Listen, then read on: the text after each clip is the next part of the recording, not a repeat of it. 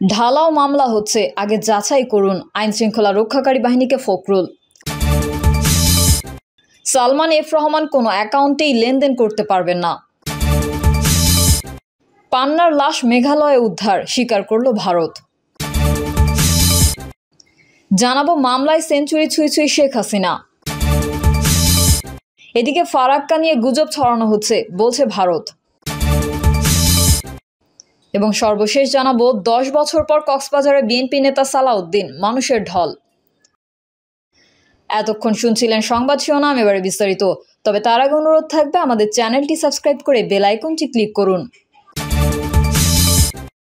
ঢালাও মামলা হচ্ছে, আগে যাচাই করুন। আইন শৃঙ্খলা রক্ষাকারী বাহিনীকে ফখরুল। ক্ষমতাচ্যুত ব্যক্তিদের বিরুদ্ধে ঢালাও মামলা দেওয়া হচ্ছে উল্লেখ করে তা বন্ধ করার আহ্বান জানিয়েছেন বিএনপির মহাসচিব মির্জা ফখরুল ইসলাম আলমগীর। যে কোনো মামলা নথিভুক্ত করার আগে প্রাথমিক তদন্ত করে নেওয়ার জন্য আইন শৃঙ্খলা রক্ষাকারী বাহিনীর প্রতি আহ্বান জানিয়েছেন তিনি। বিএনপির মহাসচিব বলেন, আমি অনুরোধ করব আইন শৃঙ্খলা রক্ষাকারী সংস্থাগুলোর কাছে, দল শুধু নয়, সব মানুষের বিরুদ্ধে যেই ঢালাও মামলা দেওয়া হচ্ছে এবং যে কোনো মানুষের বিরুদ্ধে শত্রুতা থাকলেই মামলা দেওয়া হচ্ছে, মামলাগুলো নেওয়ার আগে আইন শৃঙ্খলা রক্ষাকারী বাহিনীগুলো যাতে যাচাই করে নেয় যে কোনটি সম্ভব নয়। প্রাথমিক যে তদন্ত সেটা করা দরকার। তা না হলে একটু ব্যক্তিগত শত্রুতা থাকলে তার নাম দিয়ে দেওয়া হচ্ছে। ঢালাও মামলার উদাহরণ দিয়ে বিএনপির মহাসচিব বলেন, দেখা যাচ্ছে সেই খাগড়াছড়িতে কোনো ঘটনা ঘটেছে, সেটার মামলা দিয়ে দেওয়া হচ্ছে গোটা দেশের নেতাদের কেন্দ্র করে। এটা বন্ধ হওয়া দরকার। দলীয় নেতাকর্মীদের প্রতি আহ্বান জানিয়ে মির্জা ফখরুল বলেন, এমন কোনো মামলা দেবেন না যেই মামলায় কোনো সারবস্তু থাকবে না এবং সব মামলায় কেন্দ্রীয় নেতাদের জড়িত করে মামলা দেওয়া, এটা বোধহয় সমুচিত নয়।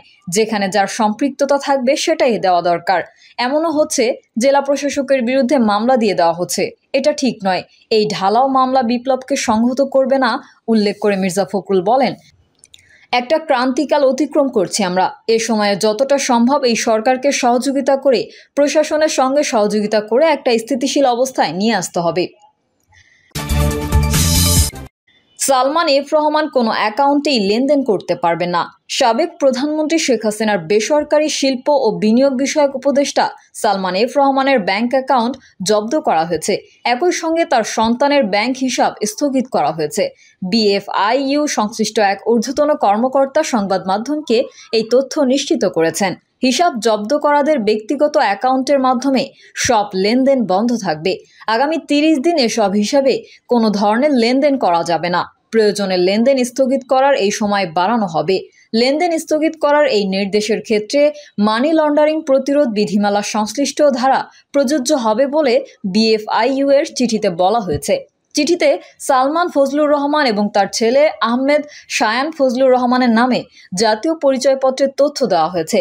বিএফআইইউ এর নির্দেশনায় আরও বলা হয়েছে, কোনো হিসাব স্থগিত করা হলে হিসাব সংশ্লিষ্ট তথ্য বা দলিল, যেমন হিসাব খোলার ফরম, কেওয়াইসি ও লেনদেনের বিবরণী ইত্যাদি চিঠি দেওয়ার তারিখ থেকে 5 কার্যদিবসের মধ্যে তাদের কাছে পাঠানোর জন্য ব্যাংক ও আর্থিক প্রতিষ্ঠানগুলোকে বলা হয়েছে। পান্নার লাশ মেঘালয়ে উদ্ধার, স্বীকার করল ভারত। সিলেটের কানাইঘাট সীমান্ত দিয়ে ভারতে পালানোর সময় নিহত বাংলাদেশ ছাত্রলীগের সাবেক কেন্দ্রীয় সাধারণ সম্পাদক ও আওয়ামী লীগ নেতা ইসহাক আলী খান পান্নার মৃতদেহ উদ্ধার করার কথা স্বীকার করেছে মেঘালয় রাজ্য সরকার। বুধবার যুগান্তরকে বিষয়টি নিশ্চিত করেছেন গুয়াহাটির বাংলাদেশ হাইকমিশনারের সহকারী কমিশনার রুহুল আমিন। তিনি জানান, মেঘালয় রাজ্য সরকার একটি মৃতদেহ উদ্ধারের কথা জানিয়েছে, যার পকেটে একটি পাসপোর্ট পাওয়া গেছে। পাসপোর্টটি ইসহাক আলী খান পান্নার বলে জানান তিনি।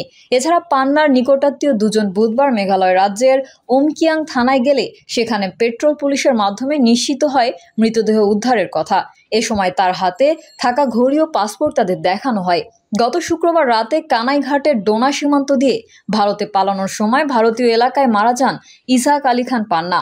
পরে তার মৃতদেহ উদ্ধার করে ভারতীয় পুলিশ। এই নিয়ে মুখে কুলুপ এঁটেছিলেন মেঘালয় রাজ্যের বিএসএফ ও পুলিশ। এমনকি বিভিন্ন সংবাদ মাধ্যমে পান্না ভারতে প্রবেশই করেনি বলে বিবৃতি দেন বিএসএফ কর্মকর্তারা। 1994 সালে ছাত্রলীগের সাধারণ সম্পাদক নির্বাচিত হন ইসহাক আলী খান পান্না। 2012 সালের সম্মেলনের পর ইসহাক আলী খান পান্নার আওয়ামী লীগের কেন্দ্রীয় উপকমিটির সহ সম্পাদক হন। ইসহাক আলী পান্নার স্ত্রী আইরিন পারভিন বাঁধন ক্যান্সারে আক্রান্ত হয়ে 2016 সালের 24 এপ্রিলে মারা যান। আইরিন সরকারের উপসচিব ও ঢাকা বিশ্ববিদ্যালয় শামসুন্নাহার হলের ভিপি ছিলেন। এই দম্পতির ইফতেশাম আফতারি আরিয়ান নামক এক ছেলে রয়েছে। মামলায় সেঞ্চুরি ছুঁই শেখ হাসিনা। আওয়ামী লীগ সভাপতি ও সাবেক প্রধানমন্ত্রী শেখ হাসিনার বিরুদ্ধে ঢাকায় আরও 3টি হত্যা মামলার তদন্তের নির্দেশ দিয়েছেন আদালত। এই নিয়ে শেখ হাসিনার বিরুদ্ধে মোট 99টি মামলা হয়েছে। কোটা আন্দোলনকে কেন্দ্র করে গত 5ই আগস্ট আওয়ামী লীগ সরকারের পতন হয়। ওই দিন শেখ হাসিনা পদত্যাগ করে ভারতে পালিয়ে যান। এরপর থেকে আওয়ামী লীগ সরকারের আমলে খুন, গুম ও গণহত্যা নিয়ে একের পর এক অভিযোগ উঠতে থাকে। শেখ হাসিনার বিরুদ্ধে গত 13ই আগস্ট প্রথমবার রাজধানীর মোহাম্মদপুর থানায় হত্যা মামলা হয়। এরপর এখন পর্যন্ত তার বিরুদ্ধে মোট 99টি হত্যা মামলা করা হয়েছে। এছাড়া আন্তর্জাতিক অপরাধ ট্রাইব্যুনালে গণহত্যার দায়ে শেখ হাসিনার বিরুদ্ধে এখন পর্যন্ত 7টি মামলা রয়েছে। এসব মামলায় শেখ হাসিনা সহ অনেককে আসামি করা হয়েছে। এদিকে ফারাক্কা নিয়ে গুজব ছড়ানো হচ্ছে, বলছে ভারত। ফারাক্কা ব্যারেজের গেট খুলে দেওয়া নিয়ে ভুল বোঝাবুঝি সৃষ্টির জন্য ভুয়া ভিডিও, গুজব ও ভয়ভীতি ছড়ানো হচ্ছে বলে দাবি করেছে ভারত। দেশটির পররাষ্ট্র মন্ত্রণালয়ের মুখপাত্র রণধীর জয়সওয়াল এক বিবৃতিতেই দাবি করেছেন। খবর বিজনেস স্ট্যান্ডার্ড। ফারাক্কা বাঁধ নিয়ে গণমাধ্যমের বিভিন্ন প্রতিবেদন প্রসঙ্গে মুখপাত্র রণধীর জয়সওয়াল বলেন, আমরা ফারাক্কা বাঁধের গেট খোলার বিষয়ে গণমাধ্যমের প্রতিবেদন দেখেছি। এতে বলা হয়েছে নদীর স্বাভাবিক গতিপথে 11 লাখ কিউসেক পানি প্রবাহিত হবে। মুখপাত্র রণধীর জয়সওয়াল আরও বলেন, এটি স্বাভাবিক মৌসুমি প্রক্রিয়া।